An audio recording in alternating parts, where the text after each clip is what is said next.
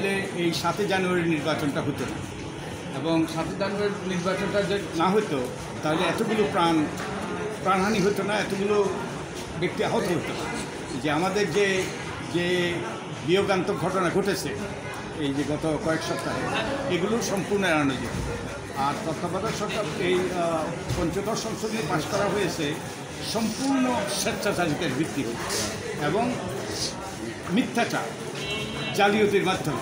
যেমন আমি একটা উদাহরণ দেব, বাই দি ওয়ে, আমি এর ব্যাপারে একটা ছোট্টি বই লিখেছি এবং এটা নির্বাচনের আগে প্রকাশ করেছিল প্রথমা, কিন্তু অত্যন্ত দুরুপক্ষের তত্ত্বাবধায়ক সরকার বাতিলের রাজনীতি, অপরাজনীতি ছিল, কিন্তু রাজনীতি। আপনারা এই বইটা দেখবেন, অনেক কিছু তথ্য ওখানে অন্তর্ভুক্ত আছে। যেমন যে খায়রুলকের নেতৃত্বে সুপ্রিম কোর্টের আপিল বিভাগ 10ই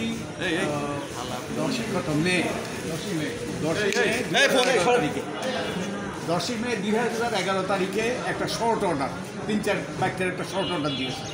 ওখানে বলেছেন যে আগামী, শরীফ সাহেব যেটা বললেন, আগামী 2 নির্বাচনের পরে 10ম এবং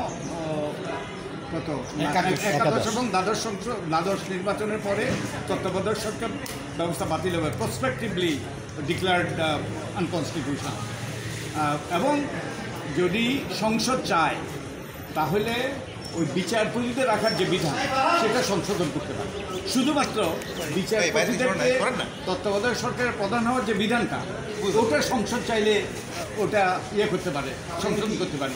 কিন্তু যেটা বলা হয়েছে আমাদের সাবেক প্রধানমন্ত্রীর পক্ষ থেকে, সাবেক প্রধানমন্ত্রী বলেছে আমি তত্ত্বাবধায়ক সরকার ব্যবস্থা বাতিল করে দেয়।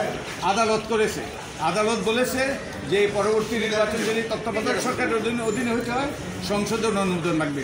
এটা সম্পূর্ণভাবে মিথ্যাচার, একবারে ভদ্রভাবে বলতে গেলে ওই যে বিভ্রান্তি বলো, আর এটা সম্পূর্ণ মিথ্যাচার। এবং শুধু তাই নয়, যে আপনারা জানেন যে বেগম সাজেদা চৌধুরী এবং এই যে সুরঞ্জিত সেনগুপ্তের নেতৃত্বে 15 সদস্যের একটা কমিটি হয়েছে, সংসদীয় কমিটি, বিশেষ কমিটি। এই বিশেষ কমিটি সর্বসম্মত, আমার বইতে এগুলো সবগুলো লেখা আছে, একবারে কোট করা আছে। সর্বসম্মতভাবে তারা সুপারিশ করেছিল যে তত্ত্বাবধায়ক সরকার রেখেই যেন সংবিধান সংশোধন করা হবে। শুধু তাই নয়, আমাদের সাবেক প্রধানমন্ত্রী তিনি আওয়ামী লীগের একদল নেতাকে নিয়ে সেই কমিটির সামনে উপস্থিত হয়ে একই রকম তিনি সুপারিশ করেছিলেন 3 মাসের সময়সীমা বেঁধে দিয়ে তত্ত্বাবধায়ক সরকার রেখেই সংবিধান সংশোধন করা। যে রাতারাতি যেটা হলো যে কত 29-এ বোধ, আমি তারিখগুলো মনে নাই, যে তারা যখন যে ওই কমিটি, যে বেগম সাজেদা চৌধুরী এবং সুরঞ্জিত সেনগুপ্তের কমিটি যখন তাদের সুপারিশ চূড়ান্ত করলো তত্ত্বাবধায়ক সরকার রেখেই সংবিধান সংশোধন, তারপর দিন তারা প্রধানমন্ত্রীর সাথে সাক্ষাৎ পেলেন এবং সেই সাক্ষাতের সম্পূর্ণ উল্টে যায়। এবং এটাও ওই যে আরেকটা সাংবিধানিক বিধান আমি মনে করি যে সেপারেশন অফ পাওয়ার। সংসদে একটা বিশেষ কমিটি, সংসদ হতে একটা বিশেষ কমিটির সুপারিশ, সেটা সংসদে যাওয়ার কথা প্রধানমন্ত্রী নাকচ করে দিয়েছিল। এটা সেপারেশন অফ পাওয়ার্সের ভায়োলেশন।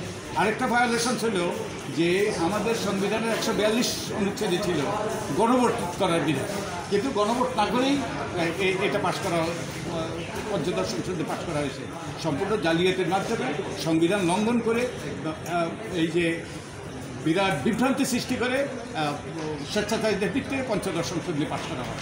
এবং এটা বাতিল হওয়া দরকার, এবং যার ফলে এই রকম যেন আর না হয়। এই যেসব পরবর্তীতে যে এইভাবে যে আইন স্বেচ্ছাচারিতার ভিত্তিতে যেন সংবিধান সংশোধন করা না হয়, এবং যার ফলে যে মর্মান্তিক ঘটনাগুলো ঘটেছে এগুলোর যেন পুনরাবৃত্তি হয়। এবং আপনারা জানেন যে আমাদের তত্ত্বাবধায়ক সরকারের অধীনে 4টা নির্বাচন হয়েছে। এই 4টে নির্বাচনে যারা ক্ষমতায় ছিল তারা ক্ষমতাচ্যুত হয়েছে, কিন্তু দলীয় সরকারের অধীনে যতগুলো নির্বাচন হয়েছিল যারা ক্ষমতা ছিল তারাই ফিরে এসছে। তো তার মানে এই পঞ্চদশ সংশোধনের মাধ্যমে দলীয় সরকারের অধীনে নির্বাচনের বাধ্যবাধকতা সৃষ্টি করা হয়েছে যাতে ক্ষমতা চিরস্থায়ী হয়। তো এটা যাতে না হয় এই জন্যই আমরা এই মামলাটা করেছি।